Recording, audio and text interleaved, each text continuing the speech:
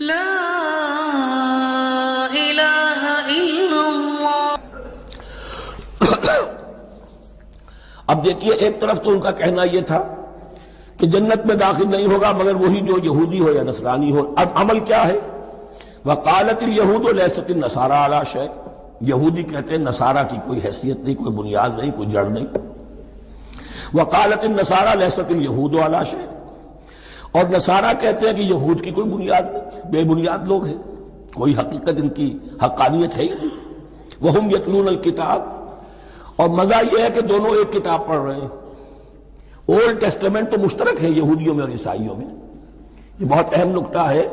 اور جدید عیسائیت میں جو ایک بہت بڑی طاقت ابھر رہی ہے امریکہ میں، وہ ہے کہ جو یہ عیسائیت کو جیوڈائز کر رہی ہے، کیونکہ رومن کیتھولک مذہب جو تھا اس نے تو چونکہ گویا کہ سارا رشتہ توڑ لیا تھا بائبل سے، سارا اختیار پوپ کے ہاتھ میں آ گیا تھا، لیکن پروٹیسٹنٹس نے پھر بائبل کو قبول کیا۔ اب اس کی منطقی انتہا یہ کہ اولڈ ٹیسٹمنٹ کے اوپر بھی اب ان کی توجہ ہو رہی ہے کہ آخر یہ بھی تو ہم مانتے ہیں کہ ہماری کتاب ہے، اور اس میں جو کچھ لکھا ہے اس کو نظر انداز کیسے کر سکتے ہیں۔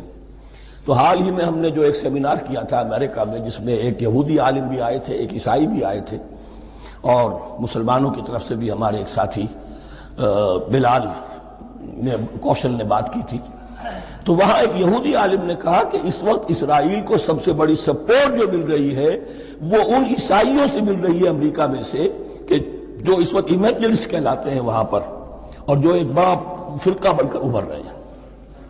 بہرحال یہ ان کا طرز عمل ہے۔ وہم یتلون الکتاب، اور وہ دونوں کے دونوں کتاب کے پڑھنے والے ہیں۔ کذالک قال الذین لا یعلمون مثل قولہم، اسی طرح کہا تھا ان لوگوں نے کہ جو کچھ بھی نہیں جانتے، انہی کی سی بات کہی تھی، یعنی یہ اشارہ ہے مشرکین مکہ کی طرف۔ فاللہ یحکم بینہم یوم القیامۃ فیما کانوا فیہ یختلفون، تو اللہ تعالیٰ فیصلہ کر دے گا ان کے مابین قیامت کے دن ان تمام باتوں کا جن میں کہ یہ اختلاف کر رہے تھے۔ ومن اظلم ممن منع مساجد اللہ ان یذکر فیہا اسمہ وسعی فی خرابہا۔ اب دیکھیے یہاں جو بقیہ یہ آیات آ رہی ہیں، اگرچہ خطاب تو ہے وہ بریکٹس کے مابین، خطاب میں بنی اسرائیل، لیکن اب یہاں کچھ ریفرنسز اہل مکہ کی طرف شروع ہو گئے ہیں، اور اس کے بعد سے حضرت ابراہیم کا تذکرہ آئے گا، پھر تحویل قبلہ کا ذکر آئے گا۔ تحویل قبلہ میں ظاہر بات ہے کہ وہ قبلہ جو ہے وہ مشرکین مکہ کے قبضے میں تھا اس وقت، اس حوالے سے ریلیونٹ کچھ مضامین جو ہیں اس کی تمہید باندھی جا رہی ہے۔ یہ ساری تمہید ہے جو آگے آنے والا مضمون ہے تحویل قبلہ، جو علامت تھی اس بات کی کہ اب وہ سابقہ امت مسلمہ معزول کر دی گئی اور نئی امت محمد صلی اللہ علیہ وسلم اس مقام پر نصب کر دی گئی، انسٹال کر دی گئی۔ اس کے حوالے سے جو مسئلے اٹھیں گے، اسی لیے قال الذین لا یعلمون مثل قولہم، میں نے عرض کیا کہ یہ مشرکین مکہ کی طرف اشارہ ہے۔ ومن اظلم ممن منع مساجد اللہ یذکر فیہا اسمہ، اس سے بڑھ کر ظالم کون ہوگا جو اللہ تعالیٰ کی مسجدوں سے لوگوں کو روکے کہ وہ اس میں اس کا نام لے سکے۔ چونکہ مشرکین مکہ نے مسلمانوں کو محروم کر دیا تھا حرم سے، اب وہاں جانے کی ان کو اجازت نہیں تھی۔ سن 6 میں حضور گئے بھی ہیں، تب بھی یہ کہ صلح حدیبیہ ہو گئی، واپس آنا پڑا، عمرہ کرنے کی اجازت نہیں ملی۔ سن 7 میں پھر ہوا ہے، تو یہ 7 برس بہت شاہ گزرے ہیں محمد الرسول اللہ صلی اللہ علیہ وسلم اور اہل ایمان پر۔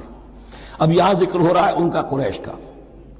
ومن اظلم ممن منع مساجد اللہ ان یذکر فیہا اسمہ وسعی فی خرابہا، اور وہ اس کی تخریب میں لگے ہوئے ہیں۔ یہ خراب تخریب سے اسی سے بنا ہے۔ یہ تخریب 2 طرح کی ہوتی ہے، ایک ظاہری تخریب ہوتی ہے کسی مسجد کو گرا دینا، اور ایک ظاہری نہیں باطنی معنوی ہوتی ہے۔ وہ جو تخریب ہے وہ یہ ہے کہ توحید کی بجائے اسے شرک کا اڈا بنا دیا ہے۔ وہ تو دنیا کے بت قدوں میں پہلا وہ گھر خدا کا، ہم اس کے پاسباں ہیں، وہ پاسباں ہمارا، 360 بت رکھ دیے گئے اس گھر میں لا کر، جو ابراہیم نے تعبیر کیا تھا توحید خالص کے لیے۔ وسعی فی خرابہا، یہ لفظ ذرا نوٹ کر لیجئے، یہ ایک حدیث میں بھی آیا ہے، بڑی دلدوز حدیث ہے، اور میں چاہتا ہوں کہ آپ اسے ذہن میں رکھیں۔ حضور نے فرمایا یوشکو ان یاتی علی الناس زمان، اندیشہ ہے کہ لوگوں پر یعنی میری امت پر ایک زمانہ ایسا بھی آ جائے گا،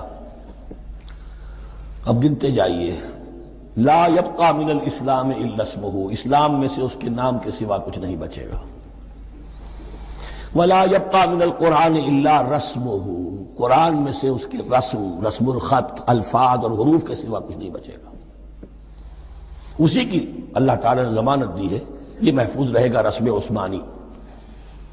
مساجدہم عامرۃ، ان کی مسجدیں آباد تو بہت ہوں گی، وہی خراب من الہدی، ہدایت سے خالی ہو جائیں گے، یہ خراب کے لفظ سے ہی خراب من الہدی، وعلماؤہم شر الناس تحت ادیم السماء، اور ان کے علماء آسمان کی چھت کے نیچے کی بدترین انسان ہیں،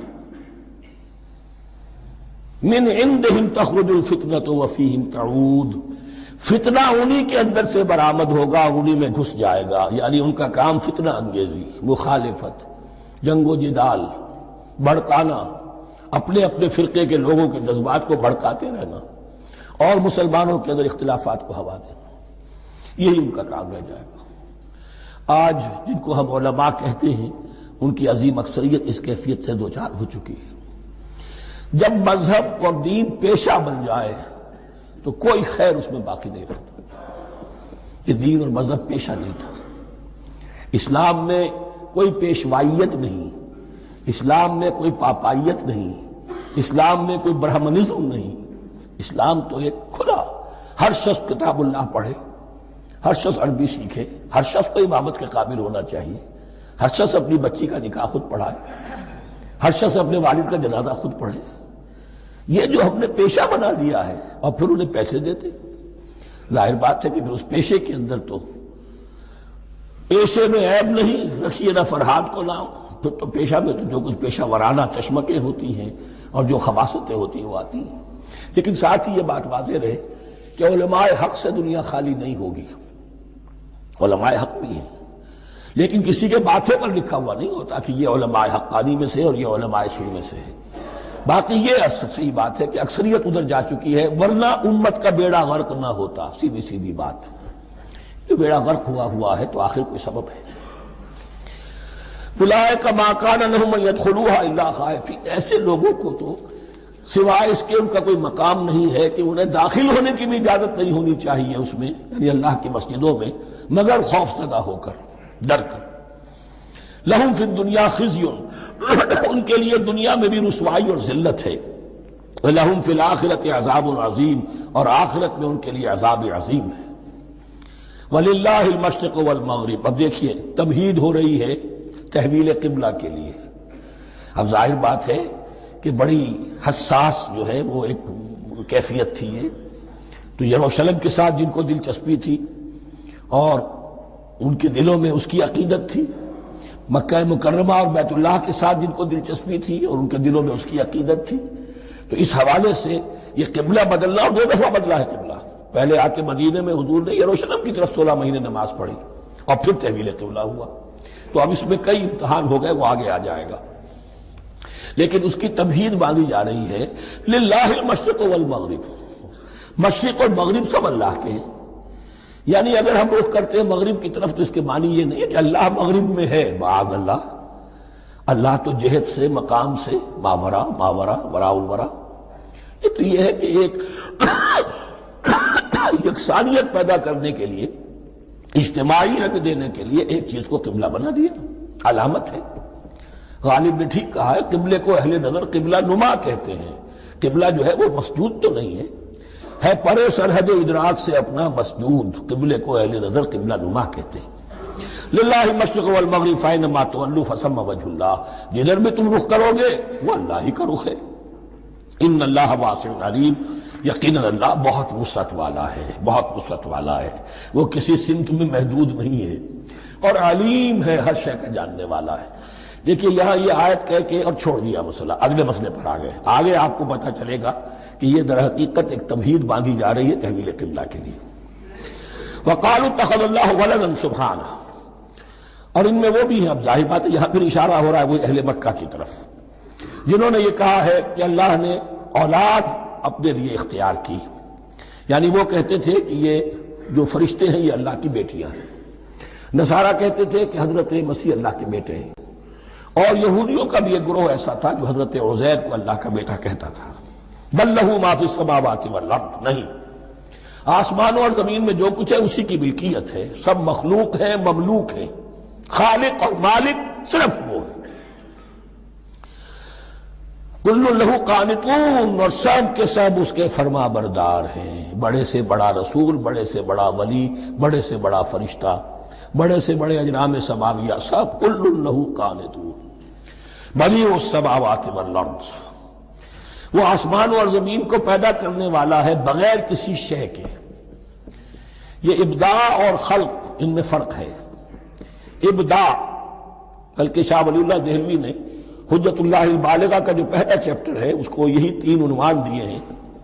اللہ تعالیٰ کے افعال بنیادی طور پر 3 ہیں: ابداع، خلق، تدبیر۔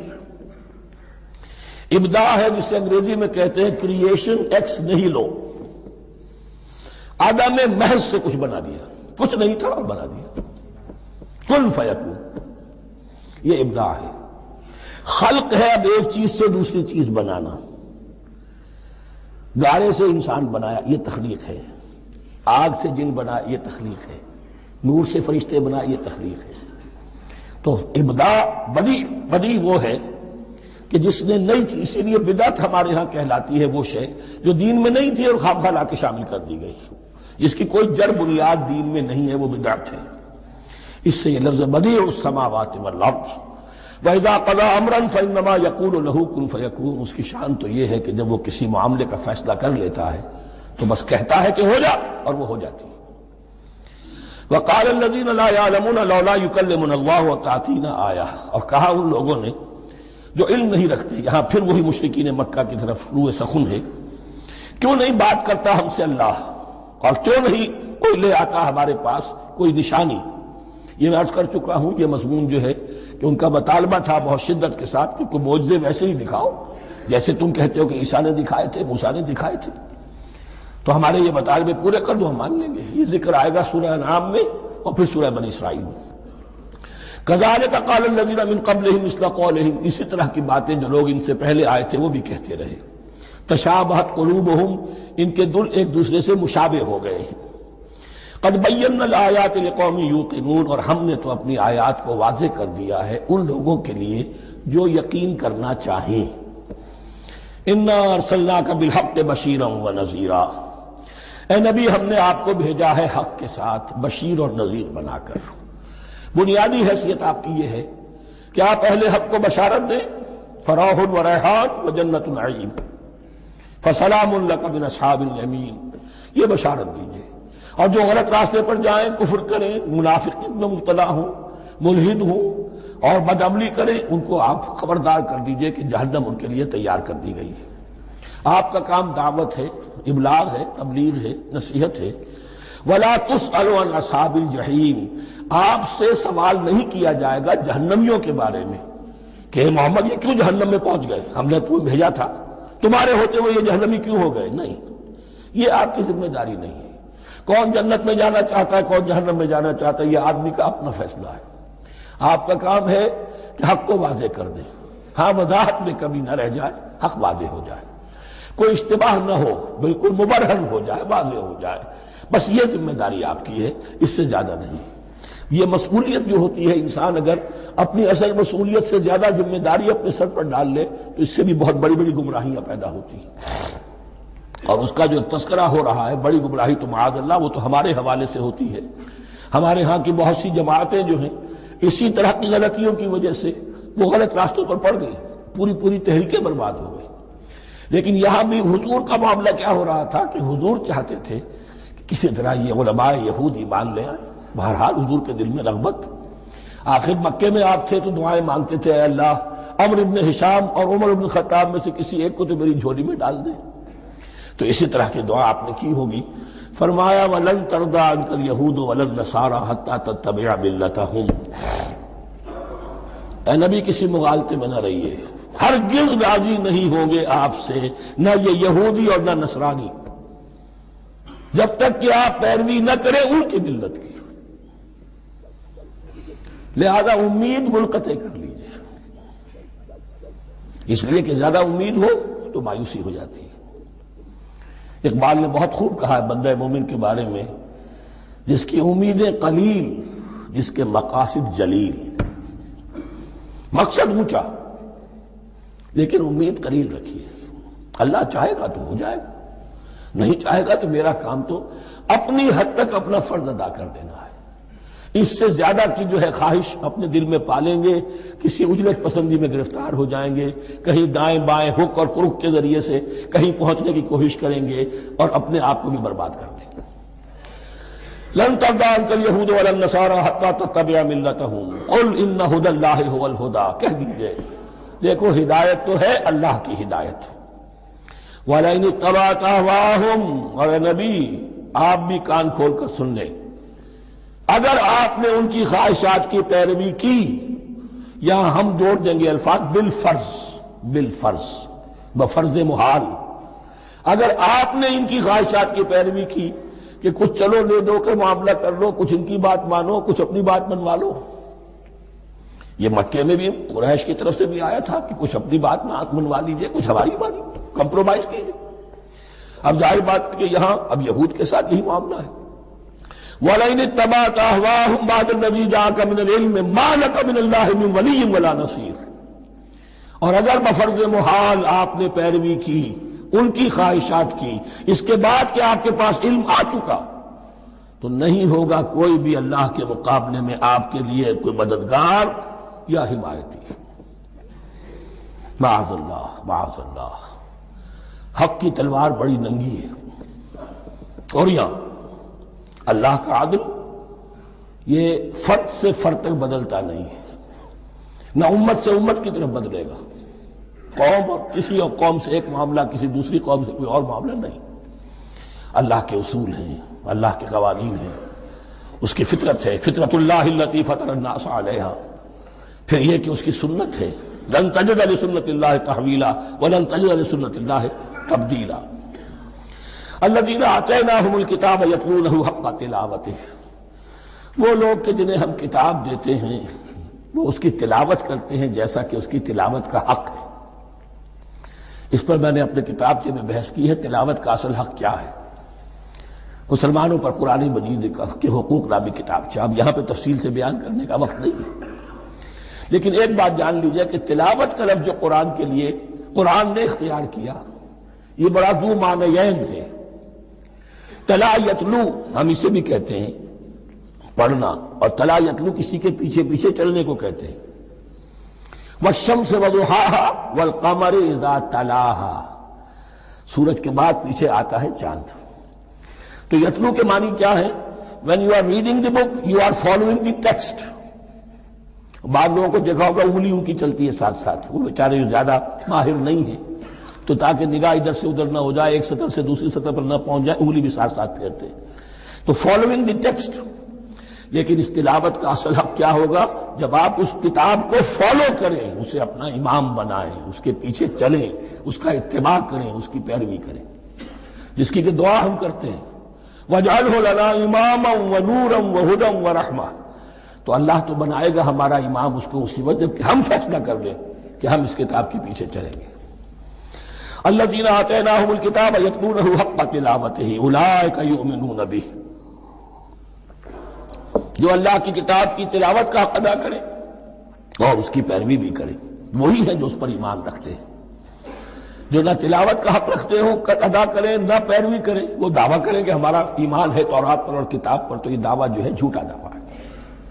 میں وہ حدیث آپ کو سنا چکا ہوں، ما آمن بالقرآن من استحل محارمہ، جس شخص نے قرآن کی کسی حرام کردہ شے کو اپنے لیے حلال کر لیا، اس کا قرآن پر کوئی ایمان نہیں۔ وَمَن يَكْفُرْ بِهِ فَأُولَٰئِكَ هُمُ الْخَاسِرُونَ، اور جو اس کا کفر کرے گا تو وہی لوگ ہیں خسارے میں رہنے والے۔ لا إله إلا